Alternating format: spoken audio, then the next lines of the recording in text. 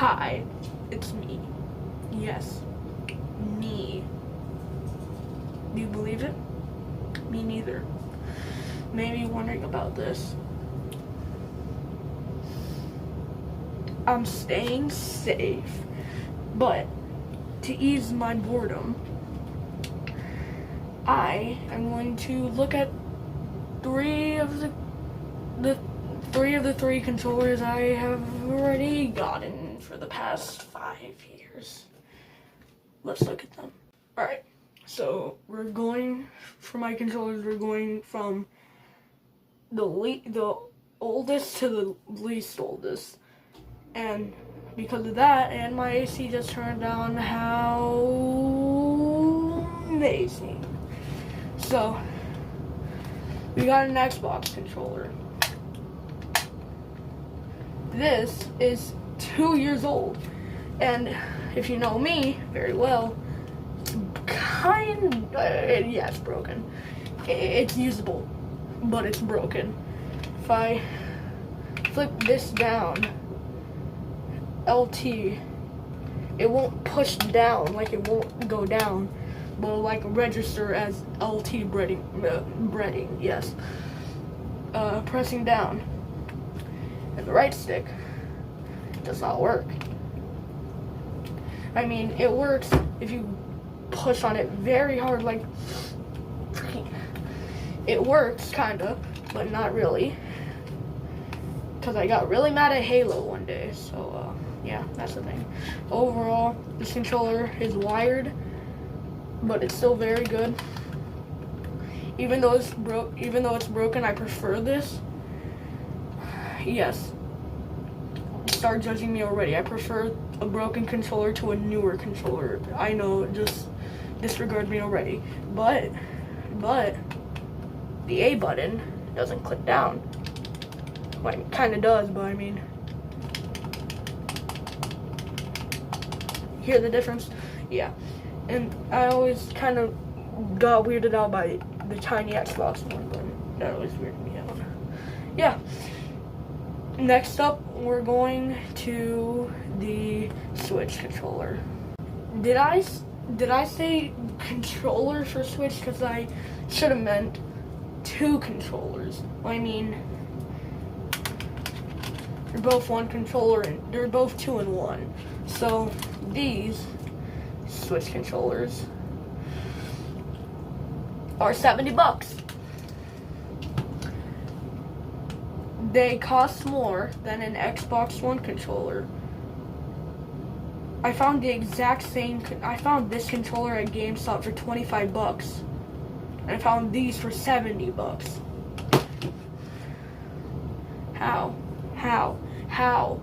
But other than that, yeah, they feel pretty good. They definitely feel good. I'm not the biggest fan of this separated D-pad, but if you're wondering why it's separated, it's because multiplayer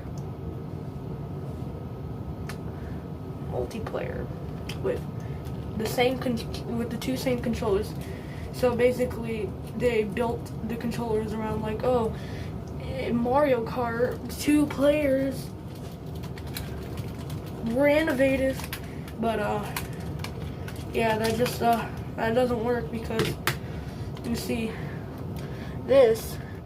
It feels pretty good. The buttons feel pretty good. The same thing with the thumbstick. But these right here, these are the main setbacks for this controller. These SLSR buttons. I'm getting mad just thinking about it. These are the worst. They're so bad that Nintendo supplied better ones. The little straps that you strap on, they're better. 9 out of 10. The Switch controller just feels pretty awkward to me. Like, the size. It definitely feels cramped. You know?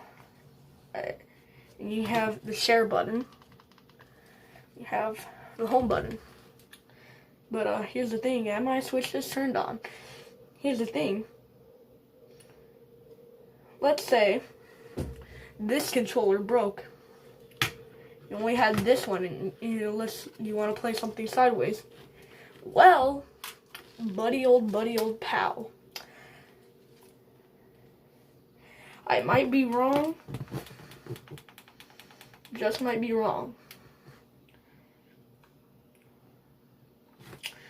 But you can only capture this. It doesn't register as one little controller, no.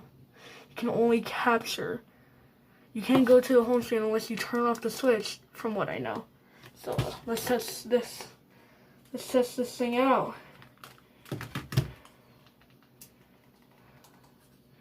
So I'll supply you with footage. Here we go. So right here you can see I'm playing Smash using red controller. No way to go back to the home screen. Unless, see, you see this? Nowhere to go back. Unless, oh yeah, Smash, you can't use your touch screen, which is really stupid. So right here.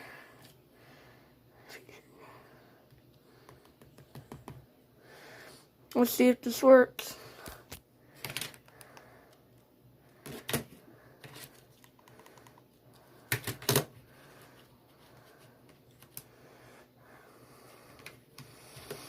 Alright, this is what we're gonna do.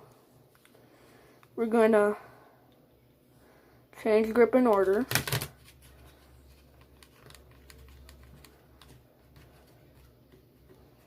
Boom. The real thing is, you can't. Told you can't. And it even works too, see? Don't mind these games.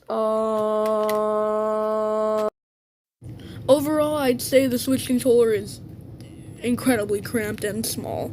It hurts to use, but it's pretty fine. I mean, just look at this thing. You could probably fit it inside a toilet paper roll. I mean, just imagine the sight of someone getting scared about a Switch controller popping out of a toilet paper roll. Well, if you thought this thing was weird, make room for the GameCube controller.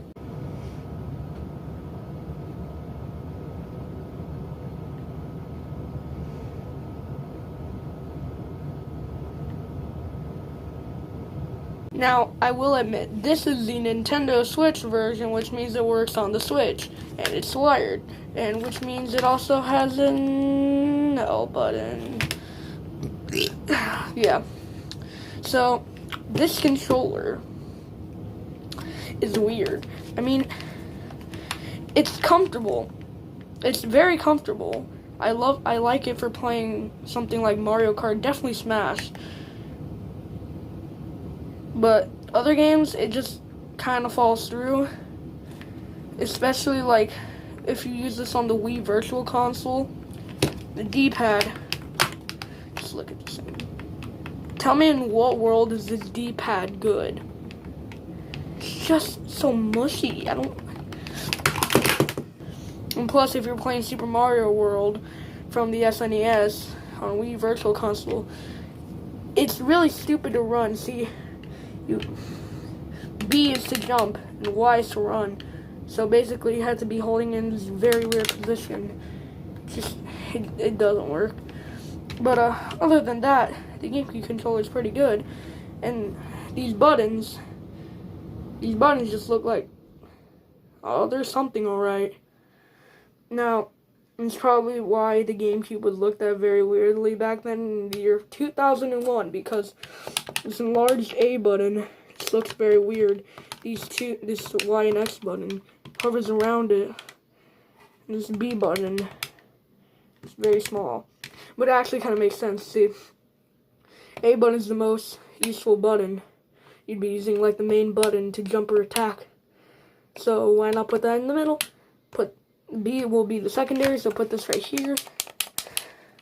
And Y and X, they're just the secondary buttons.